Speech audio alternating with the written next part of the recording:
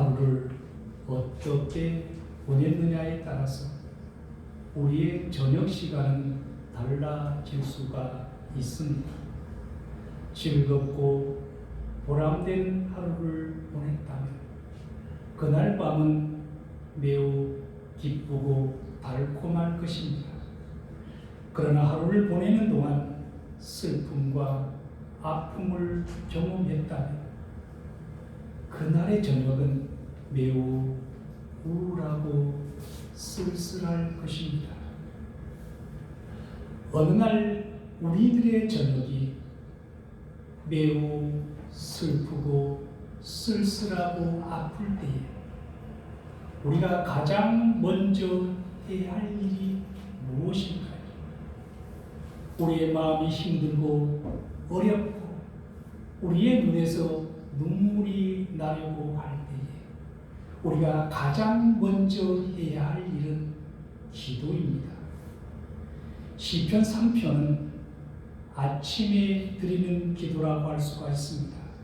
내가 누워 자고 깨었으니 여호와께서 나를 붙드시리로다라고 하는 시편 3절 5절 말씀을 통하여 우리는 이 시가 아침에 드리는 기도인 것을 알 수가 있습니다.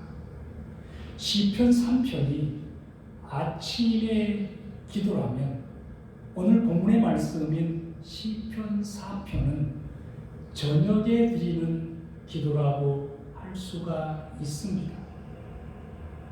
하루가 저물어 갈 때에 그날 있었던 일들을 돌아보면서 하나님께 기도하는 그 기도. 천주교 신자인 유안진이라고 하는 분이 쓴 시 가운데 저녁 기도라고 하는 시가 있는데 이 시는 이렇게 시작을 합니다. 주님, 날이 저물면 나는 왜 이렇게 눈물이 나지요?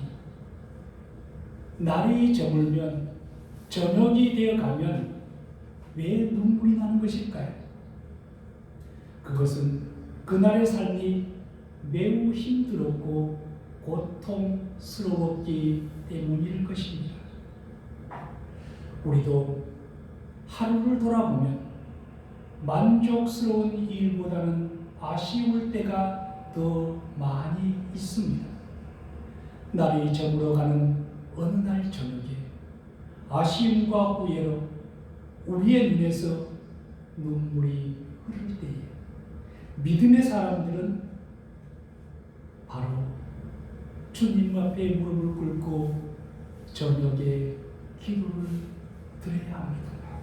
내 눈물을 닦아주실 분은 오직 하나님 한 분밖에 없다고 고백하면서 그날의 모든 일들 하나님 앞에 아뢰고 내 심정을 하나님 앞에 아뢰며 기도하는 그 기도는 아름다운 저녁의 기도가 될 것입니다.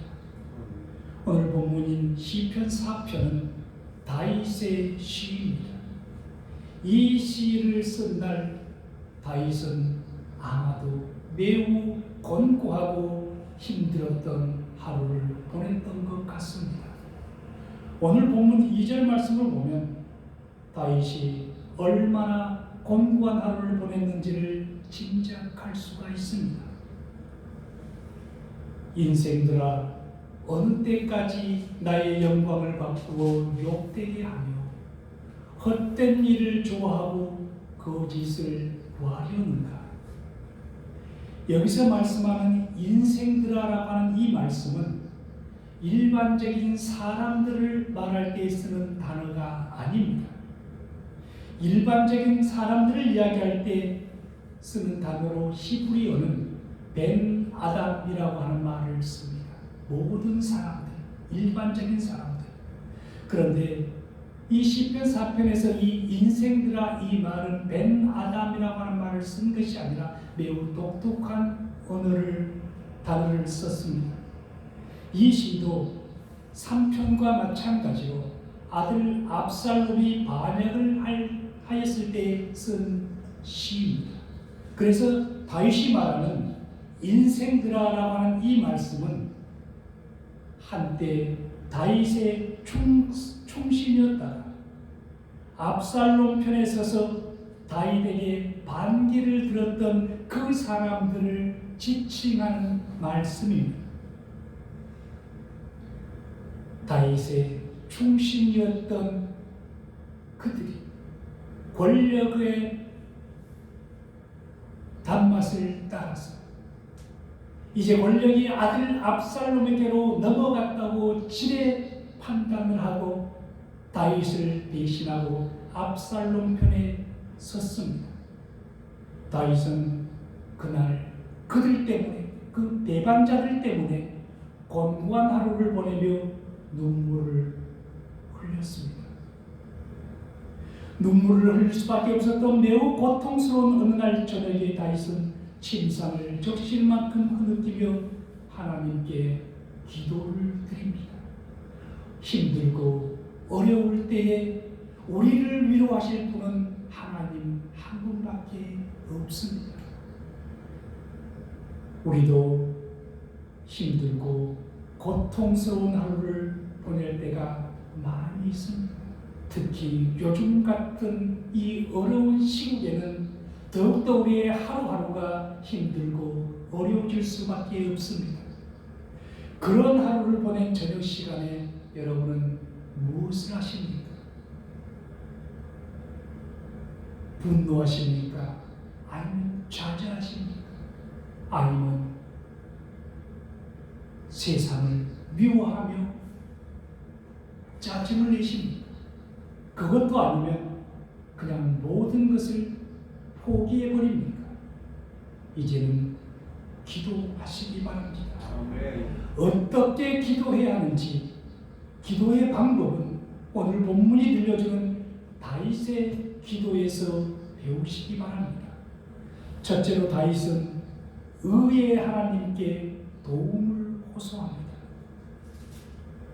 우리의 하루가 매우 고통스럽고 가슴 아픈 하루였다면 그날 저녁에 우리가 가장 먼저 해야 할 일은 의의 하나님을 바라보며 도움을 호소하는 기도를 해야 한다는 것을 잊지 마시기 바랍니다. 내 힘들고 어려웠던 그 상황을 그대로 하나님 앞에 고백하면서 하나님 앞에 도움을 구하는 그 기도. 오늘 본문 1절부터 3절까지는 의의 하나님께 도움을 호소하는 내용입니다.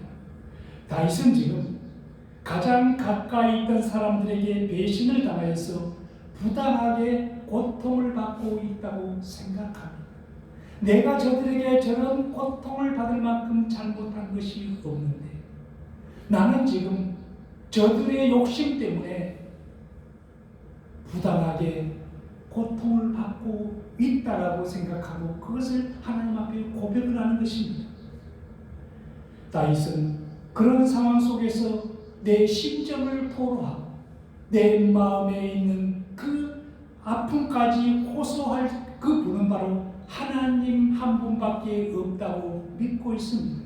그는 나의 하나님 이렇게 부르지 않고 나의 의가 되시는 하나님이라고 부르면서 불의한 자들에게 고통을 당하고 있는 나를 의로우신 하나님께서는 도와줄 줄 믿는다라고 고백하며 호소하십니다.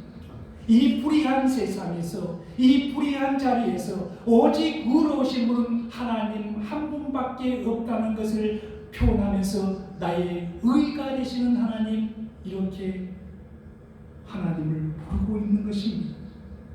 내 의의 하나님이 내가 부를 때에 응답하소서. 곤란 중에 나를 너그럽게 하셨사오니, 이렇게 말씀합니다. 곤란 중에 나를 너그럽게 하셨다라고 하면서 시제가 과거입니다. 앞으로 너그럽게 하실 하나님이라는 것도 아니고 지금 너그럽게 하시는 분이라는 것도 아니고 이미 과거의 하나님은 내가 어려움을 당할 때에 하나님은 나를 너그럽게 주셨다는 것입니다.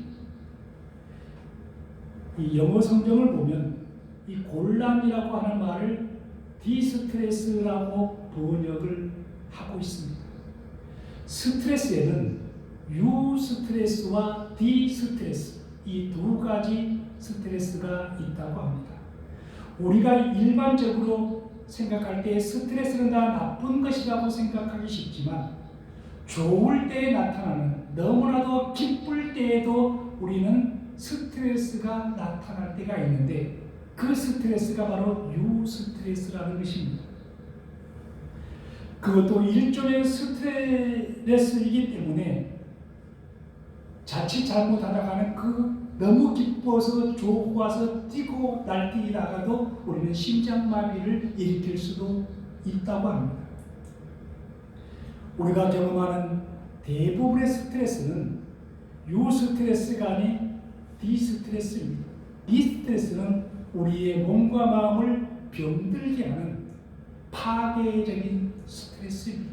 고통 가운데 받는 스트레스, 불의한 가운데 받는 스트레스, 부당하게 받는 스트레스, 이런 파괴적인 스트레스를 말할 때 디스트레스라고 합니다. 오늘 본문은 이 곤란이라고 하는 단어를 이 디스트레스라는 말로 번역을 하였습니다. 그러므로 곤란 중에라고 하는 이 말씀은 사울 왕에게 쫓겨다닐 때에 감당하기 어려운 스트레스 때문에 쓰러지고 넘어질 것 같았던 그 아픔 속에서도 나를 도와주셨던 하나님께서, 그것을 지금 기억하는 거예요. 내가 곤란 중에 있을 때, 내가 사울 왕에게 생명의 위협을 느끼면서 10년 이상을 쫓겨다닐 때에 내가 너무나도 힘들고 어려웠고 지쳐갈 그때도 하나님께서는 나를 도와주셨고 나에게 은혜를 주셨습니다. 그 하나님께서 지금 더 아픈 상황인 내 아들 압살롬에게 지금 이렇게 쫓겨가고 나의 충신이었던 자들이 그 압살롬의 편에 서서 나를 죽이겠다고 쫓아오는 이 아픔 속에서도 하나님은 나를 도와주실 줄로 믿는다는 것입니다. 내 의의 하나님, 과거에도 곤란 중에 나를 너그럽게 해주셨습니다. 오늘도 그 하나님께서 나를 긍휼히 여겨주실 줄 믿습니다. 이 기도를 지금 드리고 있는 것입니다. 우리도 기도할 때에 하나님을 기억하면서, 하나님, 내가 이러이러한 상황 속에서 기도할 때 하나님께서 내 기도를 들어주셨습니다. 내가 이러한 상황에 있을 때에 하나님은 나를 그때는 몰랐는데 돌아보니 하나님께서 나를 보호해 주셨습니다. 이런 것을 기억하면서 그 하나님을 내가 믿고 지금 이 어려운 이 순간에서도 하나님은 나를 그때처럼 지켜줄 줄 믿는다라고 하는 이 기도를 지금 가장 먼저 다윗이 하고 있습니다. 우리는 이 2절의 기도가 응답받았다는 것을 금방 알 수가 있는데 3절 말씀을 보면 여호와께서 자기를 위하여 경건한 자를 택하신 줄 너희가 알지어다. 내가 부를 때에 여호와께서 들으시리로다, 이렇게 말씀합니다. 무슨 말씀입니까? 내가 부를 때, 내가 하나님의 이름을 부르며 기도할 때에 하나님께서는 내 기도를 들어주신다는 것입니다. 너희들, 나를 배반한 너희들 분명히 알라는 것입니다. 하나님은 너희들을 택한 것이 아니라 나를 택하셨다는 것입니다. 그러므로 하나님은 오늘도 내 기도를 들으신다는 말씀입니다. 이 억울하고 절망스러운 아픔의 자리에 있는 나를 하나님께서 그대로 내버려 두시지 않을 것이라고 하는 믿음과 확신이 다윗에게 있었던 것입니다. 기도하는 사람에게는 이 믿음과 확신이 있어야 합니다. 내가 기도할 때에, 내가 내 의의 하나님을 바라보면서 기도할 때에 하나님께서 들을까? 안 들을까? 내 기도 잘 안 들어주니까 또 안 들어주겠지. 이런 마음으로 기도드리면은 어떤 기도가 되겠습니까? 그런 마음으로 기도하는 것은 그때부터 이미 응답을 못 받는 기도가 되는 것입니다. 하나님께서 함께 해주신다는 이 믿음, 확신을 가지고 하나님은 내 편이다. 하나님은 나를 선택하였다. 그러므로 나를 지키시는 하나님이실 것이고 지금까지 하나님은 나를 지켜주셨고 앞으로도 계속해서 지켜주실 것이다. 그러므로 이 위기와 어려움 속에서도 하나님은 나를 건져주실 것이다. 이런 믿음과 이런 확신을 가지고 기도를 하고 있는 모습을 우리는 볼 수가 있습니다. 사랑하는 성도 여러분, 우리를 택하신 하나님께서 반드시 나와 함께 하신다는 사실을 믿을 수 있습니까? 그것을 믿을 수 있어야 합니다. 이 시편 4편을 누구보다도 좋아했던 사람이 사도 바울입니다. 바울의 편지를 보면 2번씩이나 다윗의 시 가운데 이 시편 4편을 인용하고 있습니다. 로마서 8장 33절과 34절 말씀을 보면 이렇게 이야기합니다. 누가 능히 하나님의 택하신 자들을 송사하리요? 의롭다 하시는 이는 하나님이니 누가 정죄하리요? 누가 하나님의 택하신 자를 무너뜨릴 수가 있겠느냐? 고발할 수가 있겠느냐? 이미 하나님께서 의롭다고 인정하고 하나님의 자녀 삼아주셨는데 누가 하나님이 의롭다고 말씀하는 나를, 누가 나를 정죄할 수가 있겠느냐? 시편 4편 말씀을 그대로 인용한 것은 아니지만 이 말씀은 분명 시편 4편의 말씀을 인용한 것입니다. 그분이 나를 변호해 주신다는 것입니다. 그러니 누가 나를 정죄할 수가 있으며 누가 나를 심판할 수가 있겠냐는 것입니다.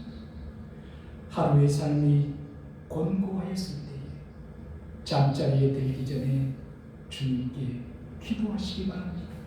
하루의 삶이 공고했을 때뿐만이 아니라 하루를 결산하면서 그날에 기쁨이 있었으면 그 기쁨도, 그날에 아픔이 있었으면 그 아픔도 하나님 앞에 고백하면서 밝아오는 내일은 더 아름답고 복된 날이 될 수 있기를 기대하면서 잠자리에 드실 수 있기를 바랍니다. 4절 말씀 보겠습니다. 너희는 떨며 범죄하지 말지어다. 자리에 누워 심중에 말하고 잠잠할지어다. 이렇게 말씀합니다. 너희는 떨며라고 하는 이 말씀을 다르게 표현하면 너희는 분노하며 이렇게 말할 수 있습니다. 다윗은 자기를 괴롭히는 원수를 향하여 너희들 그 분노 때문에 더 이상 범죄하지 말고 자리에 누워서 너희들의 그 모습이 하나님께서 원하시는 모습인지 한번 곰곰이 생각해 보라는 말씀입니다. 바울은 에베소서 4장 26절에서 시편 4편 4절에 이 말씀을 인용합니다. 너희는 분내어 범죄하지 말지어다. 분내어 범죄하지 말지어다. 여러분, 성경은 분노 자체를 죄라고 말씀하지는 않습니다.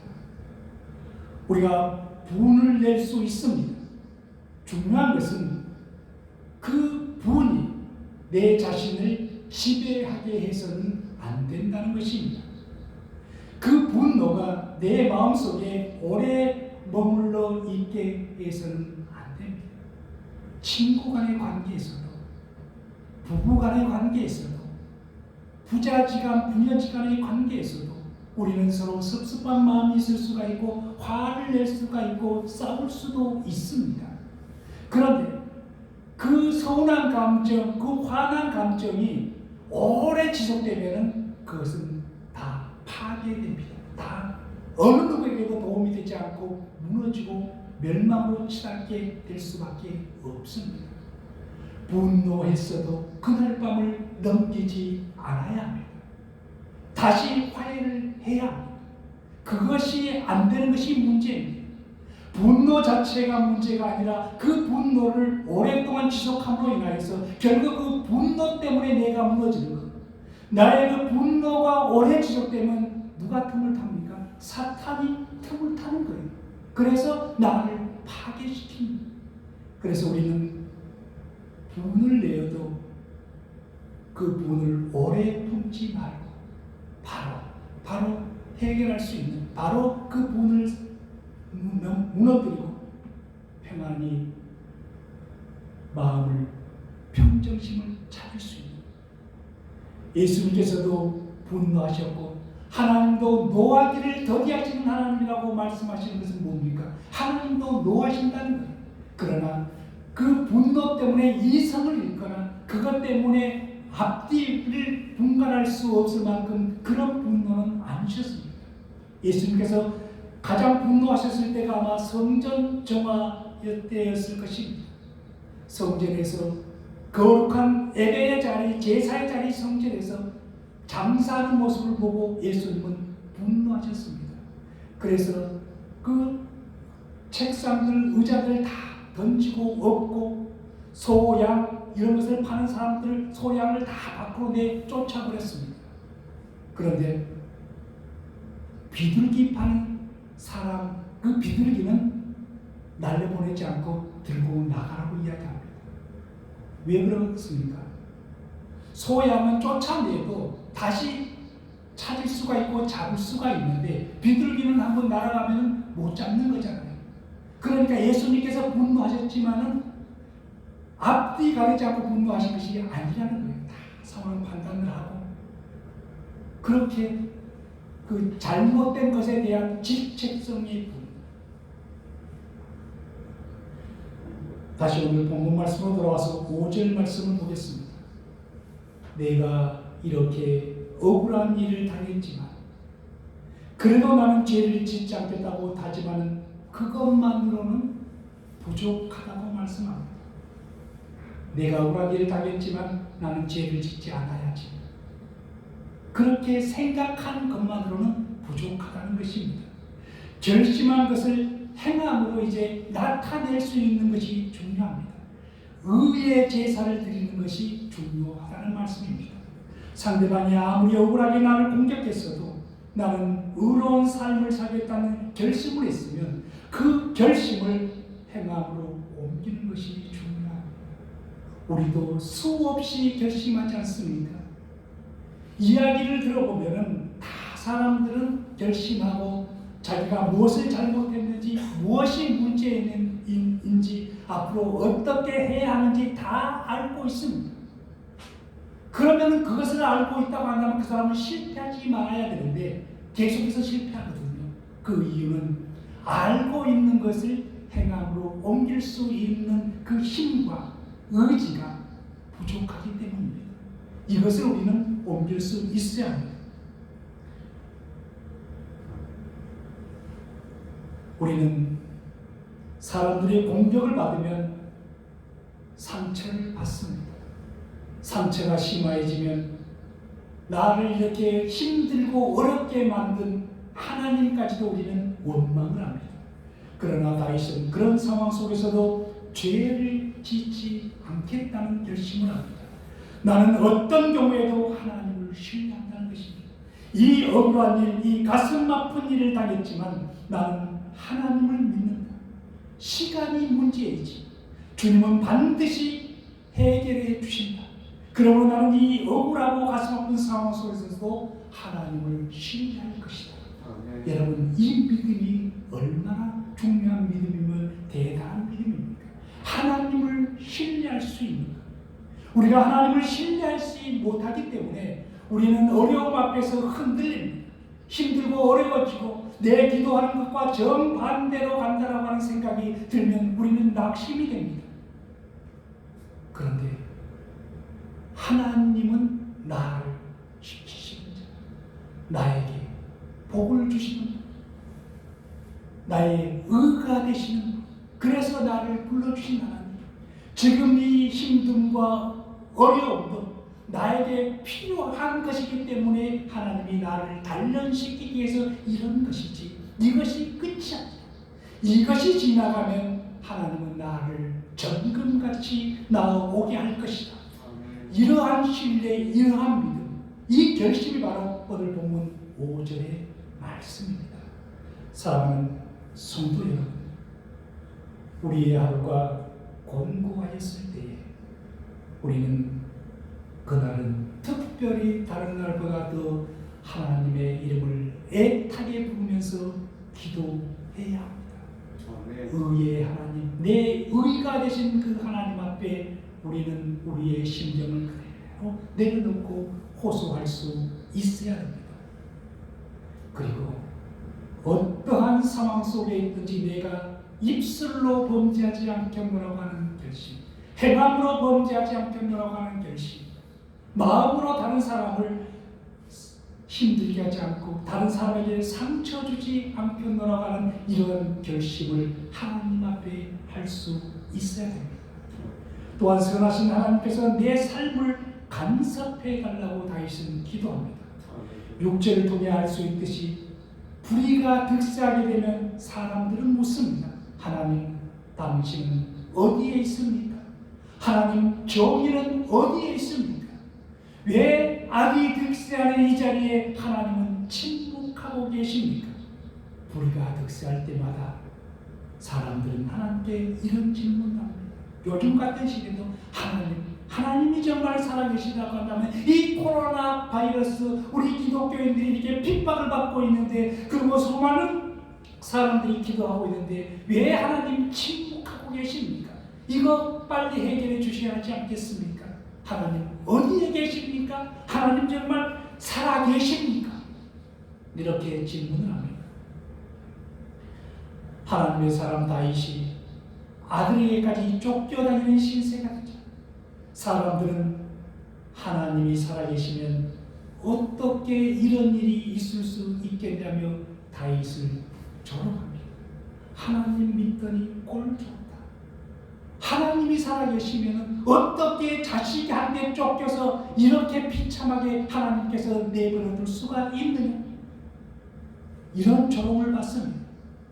다윗은 자신이 조롱받는 것은 견딜 수 있지만 하나님께서 업신여김을 받는 것은 견딜 수 없다고 하나님께 기도합니다. 하나님, 내가 사람들에게 조롱을 받는 그 시무이 아시죠? 흙먼지를 뿌리며 쌤통이다 이러면서 다윗의 뒤를 따라왔던 그 시무. 하나님, 내가 핍박받고 조롱받고 무시받고 멸시받는 것 견딜 수 있지만 하나님께서 나 때문에 무시받고 조롱받고 없는 업신여김을 받는 것은 견딜 수 없다고 하나님께 기도합니다. 여러 사람의 말이 우리에게 선을 보일 자 누구냐 하오니 여호와여 주의 얼굴을 들어 우리에게 비추소서. 더 이상 사람들이 하나님을 조롱할 수 없도록, 조롱하지 못하도록 하나님 이제 하나님의 뜻을 나타내 보이시옵소서. 더 이상 이 상황 속에서 침묵하지 마시고 간섭해 달라는 것입니다. 그러면 정의가 나타날 것이고 어두움이 사라질 것이라는 것입니다. 이 세상에 악이 득세하고 하나님께서 계시지 않는 것처럼 느껴질 때 우리도 하나님께 이 세상에 의의 빛을 비춰달라고 기도합시다. 아멘. 지금 이 코로나 이 전국 시대에서 하나님, 이 코로나 바이러스가 계속되니 사람들이 기독교를 핍박합니다. 아니, 내가 핍박받는 것은 괜찮은데 하나님까지도 업신여김을 받고 있습니다. 하나님이 있으면 이럴 수 있느냐고 이야기합니다. 하나님을 조롱합니다. 하나님을 희화화합니다. 하나님, 내가 하나님의 은혜를 입은 자로서 이것만은 견딜 수 없사오니 하나님, 더 이상 사람들이 하나님을 그렇게 조롱할 수 없도록 하나님 빛을 비춰 주시옵소서. 이런 기도가 우리에게 필요하다는 것입니다. 다윗은 이 기도를 통해서 하나님으로부터 놀라운 것들을 체험합니다. 7절과 8절을 통해서 우리는 다윗이 무엇을 체험하게 되었는지를 확인할 수가 있습니다.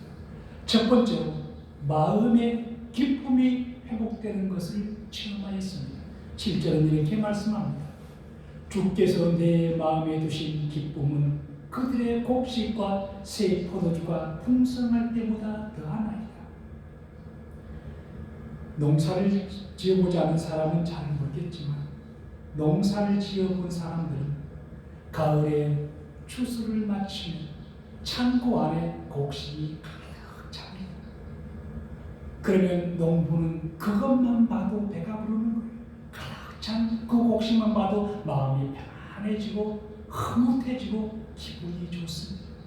그런데 지금 다윗은 그때 농부가 느끼는 그 흐뭇함과 기쁨보다도 주님께 기도한 후에 주님께서 나에게 주신 그 기쁨의 마음을 주신 그 기쁨이 더 크다고 고백하고 있습니다. 곤고한 마음으로 시작된 기도였습니다. 아픈 마음으로 시작한 기도였습니다. 쓸쓸하고 슬퍼서 눈물을 흘리면서 시작한 기도였습니다. 그런데 그 기도를 하나님께서 그 아픔을, 그 괴로움을, 그 권고를 하나님께서 기쁨으로 바꾸어 주셨습니다. 그래서 그 어떤 세상에 주는 기쁨보다 더 큰 기쁨을 누릴 수 있다고 지금 다윗은 고백합니다. 두 번째로 마음에 평안이 찾아오는 것을 체험했습니다. 기도할 때 다윗의 마음은 평안하지 않았습니다.